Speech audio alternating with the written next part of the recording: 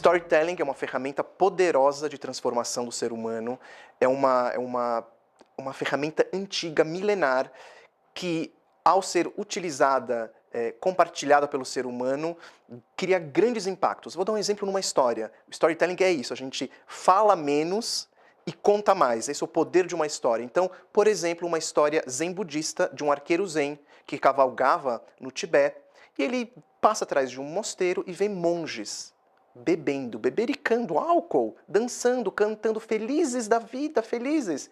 Ele se aproxima e diz: bonito, vocês monges dizem para todos os fiéis, trabalho, trabalho, trabalho, austeridade, austeridade, austeridade, disciplina, disciplina, disciplina. E estão aqui bebendo, dançando, cantando, farreando. O que é isso? Um monge mais velho e sábio se aproximou, olhou para o arqueiro e disse: caro arqueiro, o que aconteceria se você pegasse seu arco de madeira e desse 100 flechadas naquela árvore? Ele olhou a árvore, pegou seu arco de madeira, não tinha 100 flechas, pensou naquela hipótese, 100 flechas, uma atrás da outra, e respondeu: meu caro monge, se eu fizesse isso, meu arco de madeira quebraria.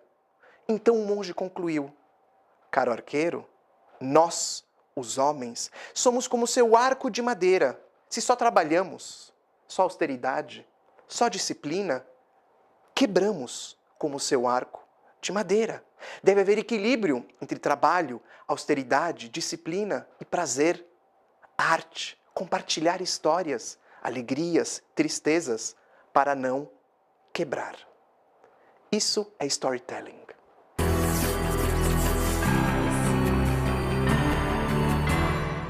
No âmbito do marketing, o storytelling ele é fundamental. Eu sempre falo que aquele que conta a melhor história, vai atingir o seu foco, o seu centro, quem ele quer atingir. Quem conta a melhor história, vende melhor. E o que é contar a melhor história? O que é ser um contador de histórias?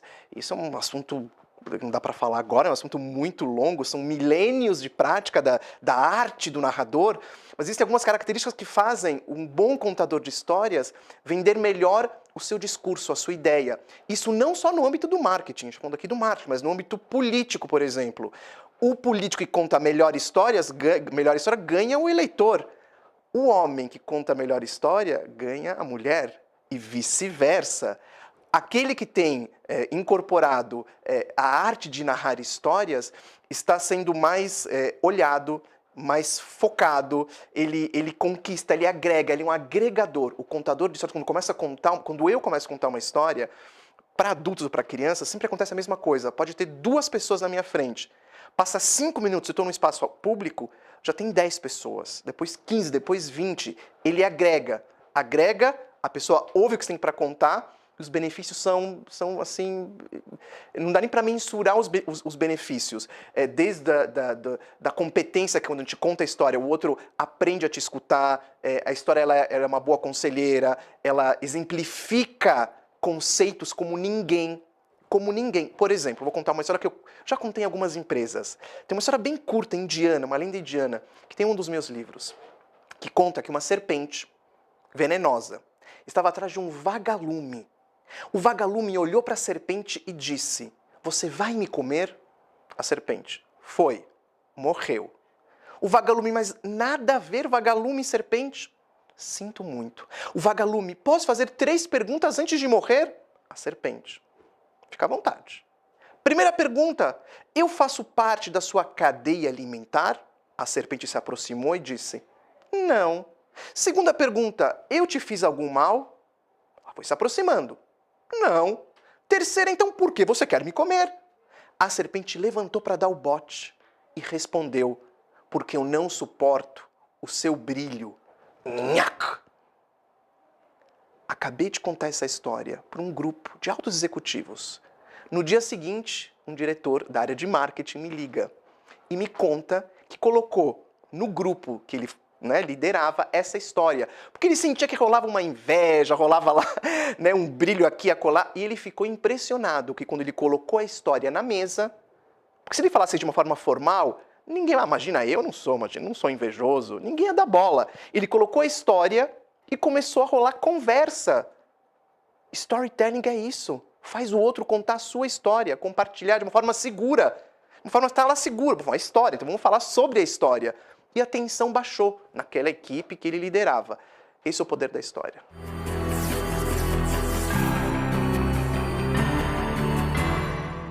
As empresas brasileiras têm cada vez mais consciência do storytelling.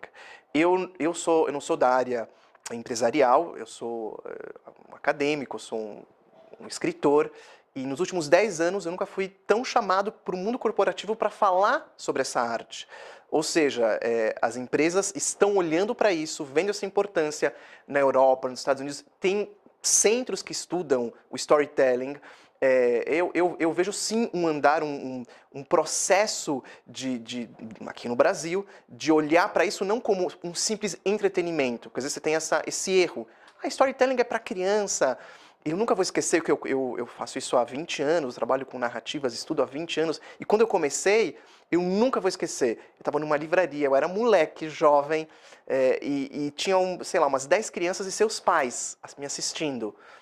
E de repente, no outro sábado eu voltei, tinha mais pais do que crianças. Aí no outro sábado, tinha poucas crianças e só os pais. E eu comecei a perceber que os adultos ansiavam por aquilo mais que as crianças. E levavam um susto e queriam saber referências bibliográficas. E desde aquele tempo eu reparei, adulto ama tanto, mas tanto, ou mais às vezes, histórias do que as próprias crianças, porque a gente está num mundo tão frio, tão objetivo, no mundo impessoal, que a história, o storytelling, traz o quê? Vou retomar. Agrupa as pessoas, você se sente fazendo parte de uma comunidade. É uma linguagem que faz sentido para a sua alma, para a sua cabeça, para o seu raciocínio. O storytelling mexe com um órgão que os sufis falam. O sufis é o ramo místico do islamismo, que eles diziam que é o coração e intelecto. Quando eu conto uma história, a história chega no coração, na emoção, e vai para o intelecto. Por isso que causa transformação. Diferente de bombardear o tempo inteiro o intelecto, e que não acontece em nada. Então você vai para a emoção. Eu lembro de um também diretor de marketing, também de uma outra empresa farmacêutica. Depois de anos ele me encontrou e falou assim, eu nunca esqueci, não vou poder contar uma história mais longa aqui, mas ele falou assim, nunca esqueci da história que você contou lá na minha empresa. Aí eu falei, é mesmo? Qual história? E ele contou a história, eu falei, mas como que você não esqueceu? Ele pegou a mão e bateu no peito. Ele não bateu na cabeça. O que ele queria dizer com isso? Que a história ficou no coração dele, ficou na emoção e a memória não esqueceu. Storytelling é gestão de conhecimento. Storytelling é memória, é você preservar a memória. O cara não esqueceu da história, do conceito da história. Isso fica para sempre. Fica para sempre. Essa é a marca. Eu sempre faço nas minhas palestras, eu sempre faço uma pergunta para o público. O que você fez dia 15 de julho de 2007? Ninguém lembra. 18 de novembro de 2000? Ninguém lembra. O que você estava fazendo no dia 11 de setembro de 2001? De manhã, todo mundo lembra. O que você estava fazendo no dia 24 de dezembro? De qualquer ano, a pessoa lembra. 25 de dezembro. Data de casamento. Eu sempre digo, às vezes você não quer lembrar. Mas se o casamento é bom, você quer lembrar. Aniversário de vida ou de morte. Por quê? Porque são fatos ligados a histórias, trágicas ou não. As narrativas te marcam e ficam para a memória.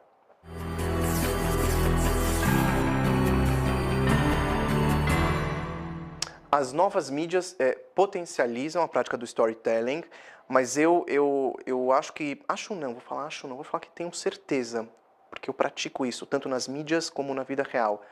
Existe uma grande diferença. As mídias também servem para compartilhar histórias, mas nada, vou falar de uma prática real que eu vivo há muitos anos, substitui a presença real de alguém que conta uma história e de alguém que ouve uma história. Um pai e um filho, ou um líder com seu grupo, não pode ser substituído por um computador ou por uma tela de um livro eletrônico ou de um iPad. Não dá para substituir, né? É bacana você compartilhar a história, mas o calor do storytelling, ele se potencializa na presença real e física. Como os africanos falam dessa arte milenar, é a troca de hálito. A troca de hálito é a vitalidade desse momento. É estar lá presente, é você olhar nos olhos do outro. Pode fazer por videoconferência? Eu já fiz por videoconferência, várias. As pessoas gostam? Gostam, mas não é a mesma coisa. Nada tira a presença física de um pai, de uma mãe, do lado do seu filho, contando histórias, ou de um líder reunindo o seu grupo, lá na sua empresa, e falar, agora eu vou contar uma história para vocês. Onde eles vão ver, vão observar os gestos, né, desse líder, o olhar dele, a entonação de voz, e vai poder terminar e ser perguntado, e estar lá do lado, e ser sentido. Eu acho que potencializa, mas não substitui.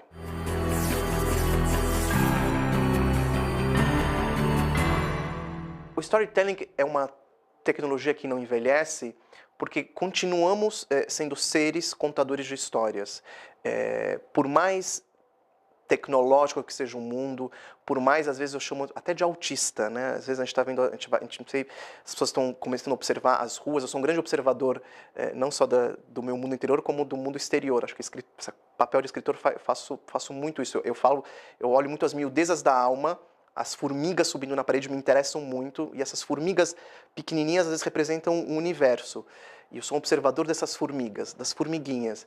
E cada vez mais eu vejo na rua pessoas com seus fones no ouvido, meio, eu chamo de um pouco autista, né? Para dentro, não querendo compartilhar, não querendo... E quando você propõe o storytelling para essas pessoas, o retorno é tão potente, é tão forte, quanto nossos ancestrais faziam isso na sua fogueira, com 40, 50 pessoas. Eu produzo eventos, às vezes, proporcionando histórias para adultos, e eles se sentem tão agradecidos, falam, nossa, estou vivendo aqui um momento, assim, é um buraco aqui no meu cotidiano, você abriu um espaço que estava faltando, e eu faço algo que é antigo, por isso que não envelhece. O meu novo é o antigo. Na verdade, o novo é a tecnologia que ele está colocando lá no seu ouvido o dia inteiro, não querendo olhar às vezes para o companheiro do lado. E quando eu ofereço uma história, ele desliga, ele tira, ele se desconecta, ele tira da tomada. Eu acho que a grande revolução hoje, para a gente criar esse equilíbrio no mundo, é tirar da tomada. A gente está muito conectado, demais. Eu também estou conectado, eu faço parte desse mundo. Mas eu reservo boas parcelas da minha vida, com a minha família, no meu trabalho, de tirar da tomada. E nesse momento a gente se conecta realmente com o que interessa, que é com o outro, o olhar do outro, a alma do outro, o pensamento do outro. Fisicamente, né, pais, filhos, de novo falar também de dar empresarial, você ir com o seu grupo, você vê o que é importante, que às vezes é o rosto mesmo, é o rosto, uma expressão diferente. Então, quando eu falo que é uma tecnologia que não envelhece, é porque proporciona isso. Quando alguém se propõe a narrar, a contar uma história, é um ato genuinamente humano. Não há coisa mais humana do que parar e contar histórias.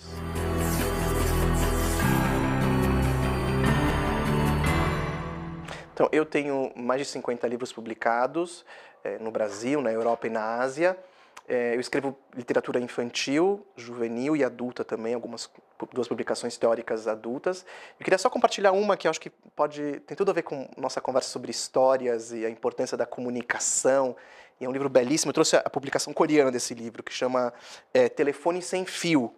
E é uma brincadeira muito bacana, e adultos estão realmente adorando, e tem muito a ver com o mundo do marketing, da comunicação, em qualquer lugar isso aqui serve, que é como que chega a informação para o outro, o que ele entende, né? Que é uma informação, às vezes, as crianças me perguntam, o que eles estão falando? Eu nunca conto. Eu vou morrer, vou ser enterrado, eu não vou contar, porque eu sei o que eles estão falando. Mas eu vou deixar cada um pensar essa função da literatura também, da arte, cada um projetar o que quiser. As minhas filhas brincam muito com isso e é muito curioso. Eu não sei se vou mostrar até o final, senão vai acabar, vai dar graça, né? Mas vou deixar vocês curiosos, pelo menos, né? O livro aqui no Brasil chama Telefone Sem Fio. Um livro super premiado e tudo mais. É com Renato Morricone, meu grande companheiro de trabalho de ilustração. Estão curiosos? Mas eu não vou mostrar até o final. Isso é a base também do storytelling, deixar curioso. Despertar o desejo. E aí tem um outro livro também que eu acabei de lançar, que chama Pai Não Fui Eu, que eu vou mostrar a capa rapidamente. Estamos chegando no final, mas eu não vou mostrar o final. Mas storytelling é também despertar a curiosidade. E eu tenho aqui para encerrar esse lançamento, que chama Pai Não Fui Eu, que é com uma ilustradora italiana, e é um livro autobiográfico, que eu gosto muito, entre tantos outros. Boas histórias para vocês, compartilhem histórias em família, em grupo, que é a melhor coisa do mundo.